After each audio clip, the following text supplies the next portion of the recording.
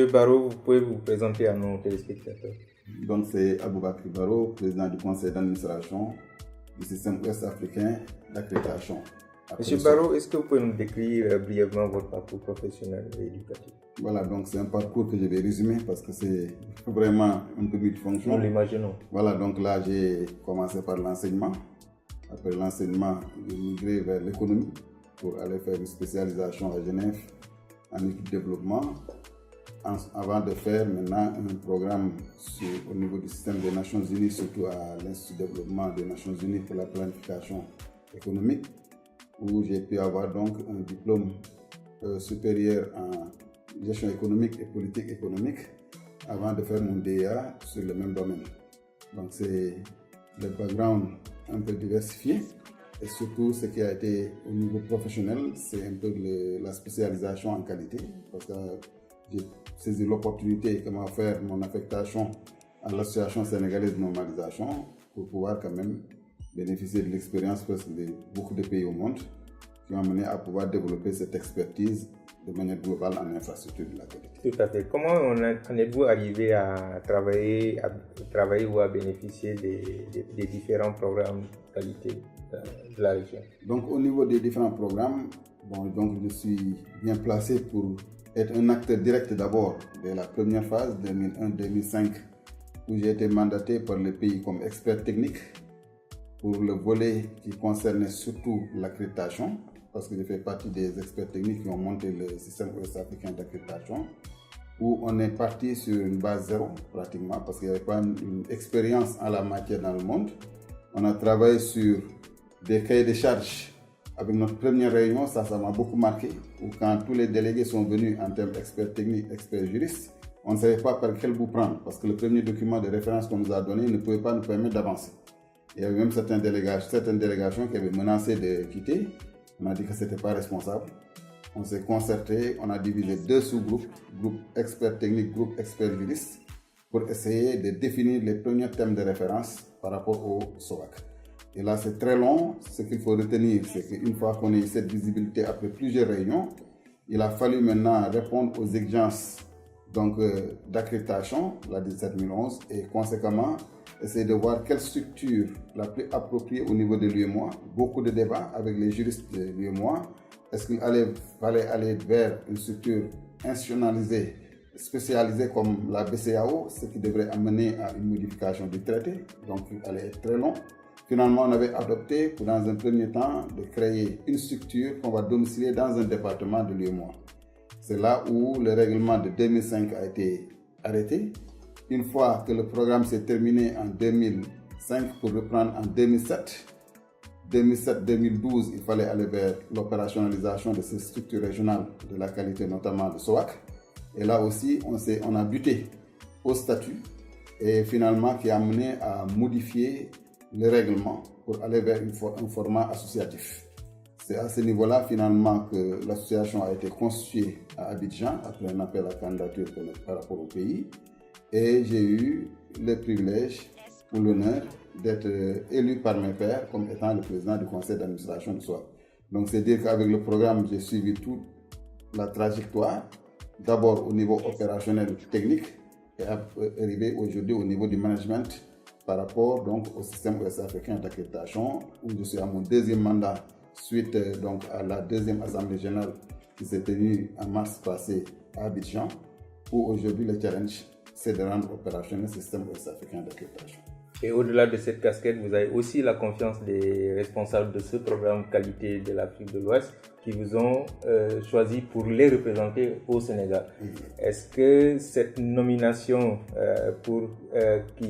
qui a fait de vous le Conseil technique national pour le programme au Sénégal a un peu influé aussi sur votre carrière? Exactement, ça a beaucoup influé sur la carrière parce que à titre d'exemple, normalement sur le plan administratif, aujourd'hui, je devais être à la retraite. Mais l'argumentaire qui a été entre autres retenu, en plus des capacités des jeunes que l'ASN vient de recruter, c'est également de pouvoir poursuivre les missions du Sénégal au niveau donc de ces institutions-là.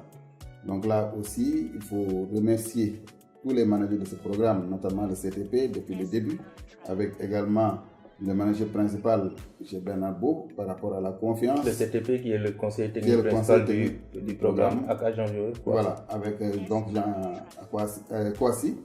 Donc là, la confiance est née depuis le début, dès les premières prises de contact. Et ça s'est renforcé également au niveau de ces autorités-là qu'au niveau des autorités nationales. Ce qui a fait que aussi la facilitation, c'est que j'ai de très bons rapports avec l'ensemble des acteurs et parties prenantes au Sénégal. Ça a facilité de faire passer les orientations et les objectifs du programme.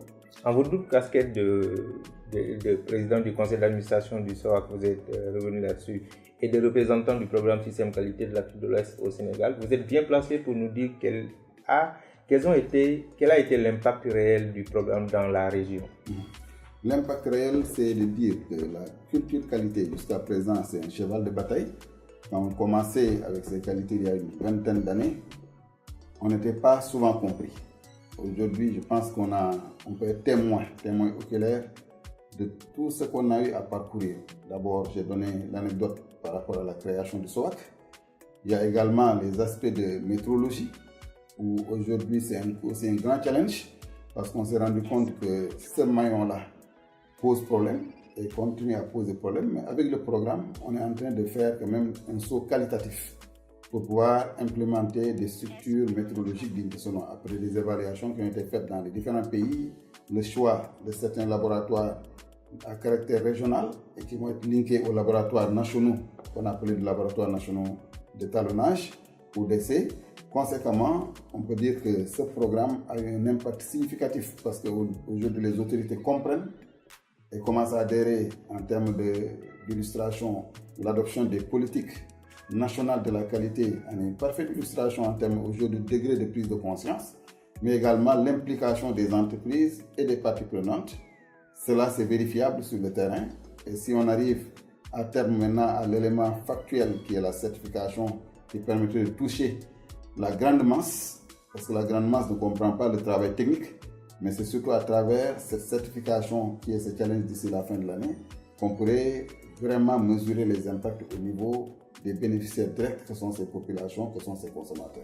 Et là, de manière claire, au niveau du Sénégal, on peut, en termes d'impact, voir les laboratoires qui ont été accompagnés à l'accréditation. Quand on commençait les appuis aux laboratoires, on ne pouvait pas dissocier certification et accréditation. Beaucoup de laboratoires s'étaient lancés dans des démarches de certification ISO 9001. C'est quand on est arrivé à leur expliquer qu'ils s'y ont engagés. On pensait que ce n'était pas évident. Aujourd'hui, on est arrivé quand même à avoir des résultats factuels avec des laboratoires dans tous les ordres, microbiologie, un laboratoire analyse biomédicale, un laboratoire métrologie, pour ne citer que cela, qui sont aujourd'hui certifiés et accrédités au niveau du Sénégal. Donc l'impact est là. Également au niveau des services d'inspection, des accompagnements ont été faits pour pouvoir les mettre à niveau sur le système qualité. Et l'impact encore significatif, c'est les évaluateurs qualité qui ont été formés. C'est également des consultants qui ont été formés, mis à niveau.